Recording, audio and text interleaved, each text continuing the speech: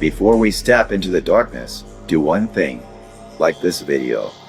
It may seem small, but it helps keep these stories alive. Subscribe, turn on the bell, and stay close, because you don't want to face what lurks in the unknown alone. And if you've lived through a real horror, tell your story in the comments. Who knows? It might just resurface here and haunt us all. My name is Jack Carter. I'm 38 years old, a retired Navy SEAL, and until recently I thought I had seen the worst the world could throw at me. Combat zones, classified missions, things I can't talk about even now. They all pale in comparison to what I'm about to share. What I lived through in the frozen wilderness of Alaska changed me in ways I'll never fully understand. I don't know if you'll believe me, but I need to tell someone. Maybe you'll understand why I can't sleep anymore, why every shadow feels alive. This isn't just a story, it's a warning. It started with a call in the middle of the night. A voice I didn't recognize on the other end of the line, clipped and professional. They knew who I was, what I could do, and they offered a paycheck that made my already guarded instincts scream. They called it wildlife control, but the urgency in their tone told me it was anything but routine. I didn't ask questions. SEALs are trained to follow orders, even retired ones. Old habits die hard. The flight to Alaska was uneventful. Just a private plane and me with a duffel bag full of gear I hadn't touched in years. When we landed, I was met by a black SUV, its windows tinted so dark I couldn't see who was inside. The driver didn't speak. We drove in silence through endless stretches of snow and forest, the wilderness swallowing any sign of human life. It felt like the edge of the world, a place where secrets come to die. When we arrived at the base, if you could even call it that, I was greeted by Agent Milton Hayes. He looked exactly how you'd imagine a government spook, sharp suit, icy stare, and a voice that could cut glass. He handed me a file and gestured for me to follow him into a dimly lit briefing room. "You've been chosen for your expertise," he said, his tone devoid of anything resembling warmth. "What you'll encounter out there is unique. Your mission is simple: neutralize the threat and report back. No questionations." I opened the file, expecting to see details on rogue predators or maybe a terrorist cell hiding in the wilderness. Instead, I was met with grainy photos of creatures that didn't belong in any natural history book. Blurred, distorted figures with elongated limbs, glowing eyes, and teeth that didn't make sense. My first instinct was to laugh, to accuse Hayes of wasting my time, but the severity in his expression stopped me. "These images are classified," he said, leaning closer. "What you're looking at isn't an anomaly. It's a pattern, and it's spreading." I should have walked away right then and there. Something in my gut told me this was wrong, that I was being pulled into something far bigger than I understood. But the paycheck was real, and part of me, maybe the part that missed the danger, wanted to know the truth. The next morning I met the team. 6 men, all ex-military, each with the same guarded expression I wore. No one talked much as we boarded the helicopter. It was clear we'd all been handpicked, though none of us knew why. As we flew deeper into the wilderness, the trees gave way to a stark, frozen wasteland. It was beautiful in a haunting sort of way, the kind of beauty that hides sharp teeth. Our destination was an outpost, a collection of prefabricated buildings huddled together against the cold. The moment we landed, I felt it, a heaviness in the air, like the land itself was holding its breath. The locals we passed on the way had called it cursed ground, and I was starting to believe them. That night, the first incident happened. We were still settling in, unpacking gear and checking the perimeter, when the power flickered. At first, we thought it was just the cold messing with the generator. Then we heard it, a low, guttural growl that seemed to come from everywhere and nowhere at once. One of the guys, a sniper named Kowalski, laughed nervously. "Wolves," he said. "Has to be, but I'd heard wolves before. This wasn't that." We moved out in pairs, scanning the tree line with night vision goggles. The forest seemed unnaturally still, the kind of silence that prickles at the back of your neck. Then Kowalski froze. "There," he whispered, pointing. I followed his gaze and saw it. At first, I thought it was just a shadow, the play of moonlight on the snow. But then it moved, fast, too fast. It darted between the trees, its shape impossible to define, shifting, writhing mass of darkness with glowing eyes that locked onto us. "Kowalski, back up," I said, my voice steady despite the adrenaline surging through me. But before he could move, the thing lunged. I've faced enemy combatants, wild animals, and situations that would make most people crumble, but nothing prepared me for the sheer speed and ferocity of this creature. It hit Kalski like a freight train, dragging him into the shadows before we could react. His screams echoed through the forest, cutting off as abruptly as they began. We opened fire, the sound of gunshots shattering the silence. The thing didn't retreat, didn't even flinch. It vanished, leaving behind only a smear of blood on the snow and the sound of my team's ragged breathing. That night, none of us slept. We barricaded ourselves inside the outpost, but it didn't feel safe. Whatever was out there wasn't just hunting us, it was toying with us.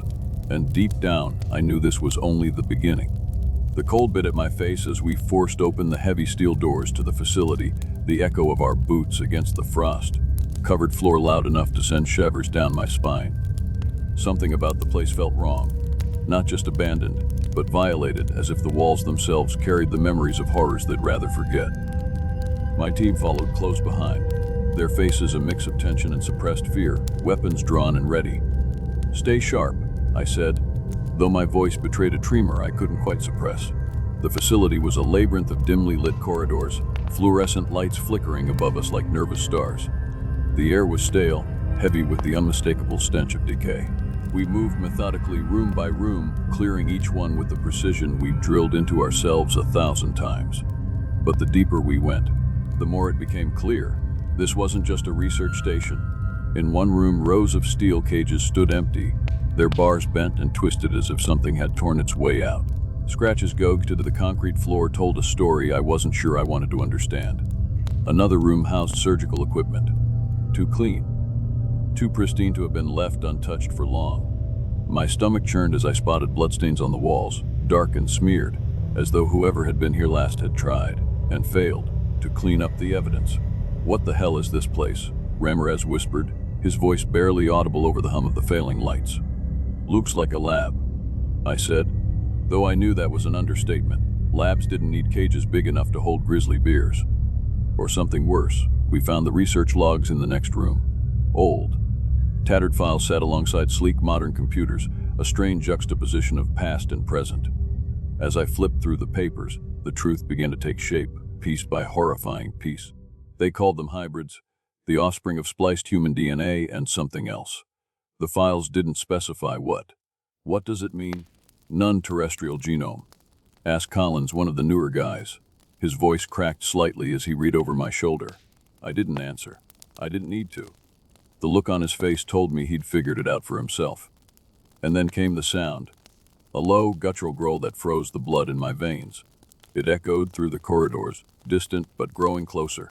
My men snapped to attention, weapons aimed toward the darkened hallway. Movement on thermal. Ramirez hissed, his eyes glued to his scope. "Hold your fire," I ordered. My own hands gripped my rifle tightly, the weight of it strangely comforting against the chaos unraveling in my mind. The growling stopped, replaced by the sound of footsteps, heavy, deliberate, and far too many of them. Then Agent Milton Hayes walked in. He appeared as calm and collected as ever, flanked by two other men in black tactical gear. If he noticed our weapons aimed in his direction, he didn't show it.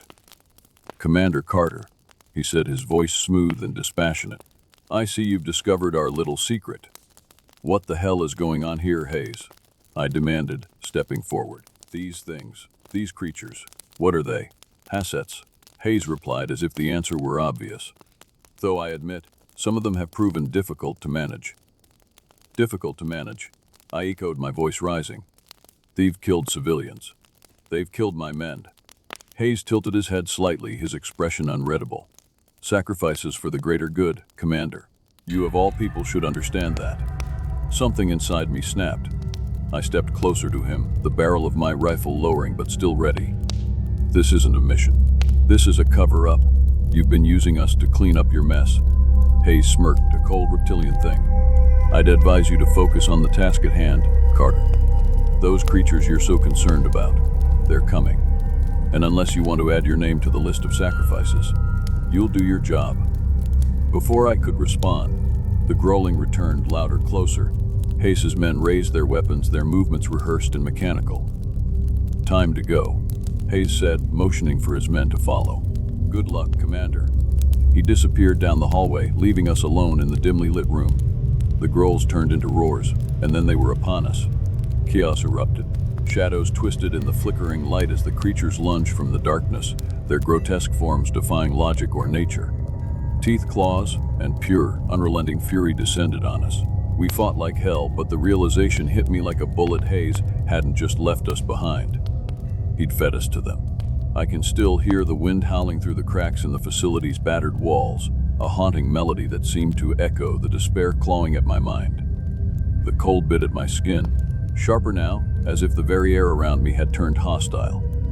I led the survivors through the dimly lit corridors, our breaths forming ghostly clouds that lingered longer than they should. The cryptids were close. I could feel it in the tremors beneath my feet, in the guttural growls that reverberated through the steel structure. We were running out of time, not just because of the creatures, but because I had already armed the explosives. A calculated gamble, one that felt more like a death sentence with every passing second. The countdown had begun, and there was no going back. Hayes was still here. I'd left him bound to a chair in the control room, his smug grin etched into my memory like a scar. That man didn't just embody the mission's corruption, he was the corruption. Even as the world around us threatened to collapse, he seemed untouchable, an embodiment of the government's cold, unrelenting agenda. "Commander, they're coming." Rodriguez's voice snapped me back to the present. He pointed down the hallway, his hand trembling, flashlight beam bouncing erratically. I squinted into the darkness. Shadows shifted, liquid-like, forming shapes that shouldn't exist. Then came the sound of clicking, chittering noise, followed by the low growl of something predatory. My hand tightened around my rifle. "Hold your positions," I ordered, though my voice lacked the authority it once carried. The men nodded, but their fear was palpable. Hell, I could feel my own heart hammering against my ribcage. The first cryptid lunged into view, a grotesque amalgamation of muscle and sinew, its eyes glowing faintly in the dark. Rodriguez opened fire, the corridor exploding with light and noise. The creature shrieked, a sound that rattled my bones, but it didn't fall. More shadows shifted behind it. They were coming in waves. "Fall back," I shouted. But my words were drowned out by the chaos. We retreated, firing in controlled bursts. The facility's corridors became a labyrinth of death, each turn a gamble between survival and ambush. The creatures were relentless, their movements almost calculated, as if they knew the terrain better than we did. When we reached the control room, I found Hayes exactly as I'd left him, calm, unflinching, his eyes gleaming with a mixture of defiance and amusement. "You're out of your depth, Commander," he said, his voice unnervingly even. "Shut up," I snapped, slamming the door behind me. "Destroying this facility won't stop them," Hayes continued, undeterred. "The program is bigger than you can imagine. You think you're saving lives, you're just delaying the inevitable." I walked over to him, rifle still in hand. "And what happens if I let you walk out of here with that data?" He smirked. "Progress, Commander. Evolution." I don't remember making the decision, but I do remember the sound, the crack of my rifle's butt against his jaw, the satisfying thud as his head snapped back. Hayes slumped in his chair, unconscious.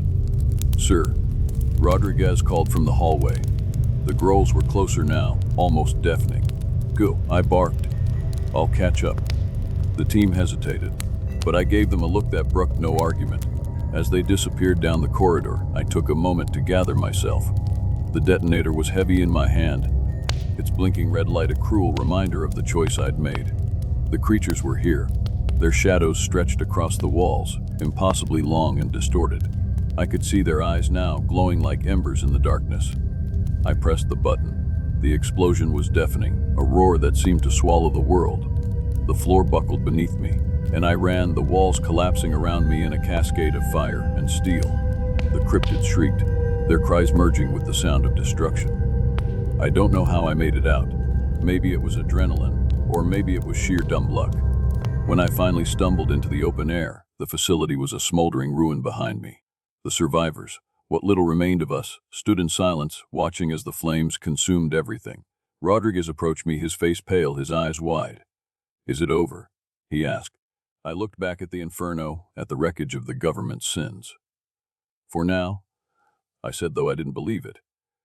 Later, when we were airlifted out of that frozen hell, I couldn't shake the feeling that we hadn't won. Hayes's words echoed in my mind, a chilling reminder of the truth: the program wasn't over. It had just moved on. Weeks later, an unmarked package arrived at my doorstep.